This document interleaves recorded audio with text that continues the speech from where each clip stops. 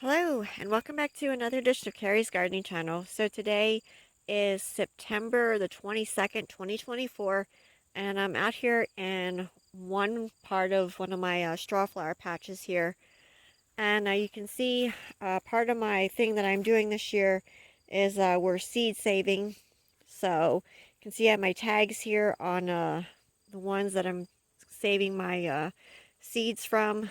Now I am still tagging some of these, and I'm gardening in Pennsylvania in Zone 5B, so I'm kind of running out of time to get mine for saving the seeds before our frost comes. But you can see some of these here, I have tagged them, so I'm letting the main flower go on this so it'll do seeds for me. But I really like these tags. I'll have a link down in the description for them. And I'll have a video that you can click on at the end of this video for how to save seeds from straw flowers. But my straw flowers, I have heirloom varieties and I have open pollinated varieties. And if you want to save seeds from your flowers, you want to make sure that they're either heirloom or open pollinated. If they're hybrids, they will actually start to revert backwards to what they were before when they were crossing them. But part of my thing that I'm doing this year is I'm trying to save the genetics of the open pollinated and heirloom flower varieties so that we have them for years to come. Now, I didn't tag all of these. It was only certain ones that I actually tagged. I have a few things I look for. I look for the sturdy stems. I look for the bloom uniformity. I look for the largest blooms. Anything that I like about the variety, I try and find the ones that are my favorite. They stand out the most, and they are the most to what the variety is supposed to be. So I have to watch where I step here because I almost stepped on this praying mantis here, which I don't want to do that. They're our garden helpers, so we keep them around. Different ones tagged that I'm going to be saving seeds from the celosia. I didn't get to tag too many gomphrenias yet. I got to tag some of the gomphrenias, but not too many of them. I have my strawberry field gomphrenias back there. I got to tag some of those. And I'm still kind of selecting what all I want to save the seeds from. And you want to make sure that when you're doing your seeds that your flowers are mature, the seeds are mature before you actually take them. I had one of the red ones back there that I had taken, I was hoping to get seeds off of it, but it was a really large bloom on it, and at the time we were getting a lot of rain, and some of them were trying to get this black on them, and that's a fungus, so I didn't want it to attack that bloom, and I actually took it a little too early. So I don't think I'm going to get any seeds out of that one, but I do still have seeds for the red variety of celosia, so I'm just going to be planting some of those next year. I really wanted them off of that one because it was like a really big bloom to it, but I actually picked it too early because at that time I really wasn't thinking about seed saving. I was thinking more of actually getting that bloom and being able to use it. So I wanted to show you some of how I have different plants marked off for saving my seeds from. I am going to be probably marking some of these off as well. I got to figure out which ones here I want. There's so many to choose from, and I do have my tags. So as I'm harvesting today, I'm going to be picking different ones to save seeds from. And you can see these here.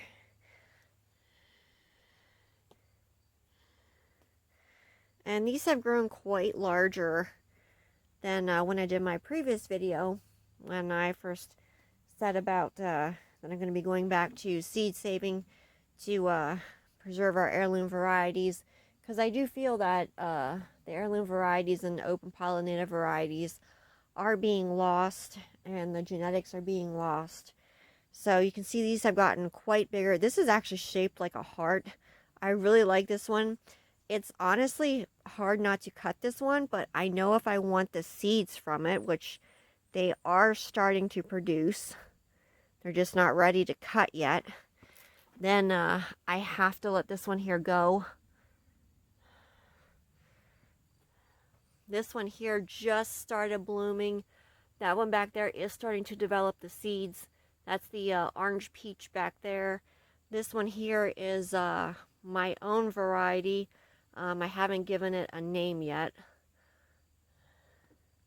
Then we have the green one back there. That one was brand new. It's an heirloom. I'll put the name of that one on here. It's the first year I ever grew it, but I like the stems on it. And that's a really sturdy bloom to it. And then this one down here is the Indiana Giant. So I did finally find one of these here that's it's the red one. It's one of the Chief series, and it's actually on a round sturdy stem. I thought I was going to have to take a flat stem from it, which they're not my favoriteest to work with. I prefer the round stems. So this one here has a nice sturdy stem to it. So I'm going to be saving seeds from this one here. So some of these, you can see this one here. As it focuses here. This is a gorgeous orange and yellow color, and I just actually finished tagging this one here. And I like this one because of the color. So I went ahead and I tagged it. What I'm going to be doing when I save seeds, this here's another one I just tagged here, is I'm going to be describing the bloom color when I collect the seeds from it, and I'm going to be putting like a number on it, and hopefully there will still be some blooming that I can take a picture to show what color this actually is then. And I want to print that out and put that on my seed pack then, so I know exactly what color I will be planting then. Because some of these, even though they're all in the same pack, I noticed they have different color variations to them. So that's another thing that I'm picking when I'm choosing what I want to collect my seeds from.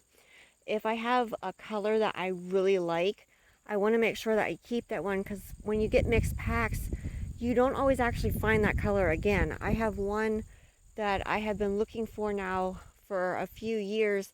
It came in a mixed pack, and it is a gorgeous, I might actually have one down there finally. It's like a gorgeous purplish pink color in a way, but it has real pretty like white in it. So I'm hoping to find one of those again and actually save seeds from it. It's sort of like this color here, but it's just not quite the right color. I had it years ago, and I didn't collect seeds from it, but I had dried the flowers and I used them, and they were just so pretty. And I've been planting the same variety, trying to find that color again, but I haven't found it yet. So I'm going to keep looking as I'm harvesting and try and find that color so I can save seeds from it. And this, hold on here, let me get it down here. This is a shame here. You have a gorgeous bloom on it, but the grasshoppers have been eating them. So that's a shame for that. I can't use that at all. Yeah. There's another one there that the grasshoppers got. You can see what they did to it there. Oh. That's a shame. What I'm finding also is they're eating the petals around here. They'll eat them off at a certain spot. The ants are doing that too.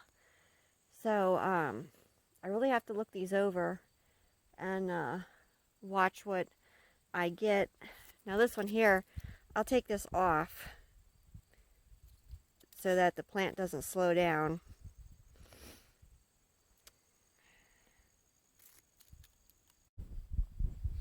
So if you like my video, please like, comment, subscribe. Please don't forget to hit the little notification button that tells I put a new video on.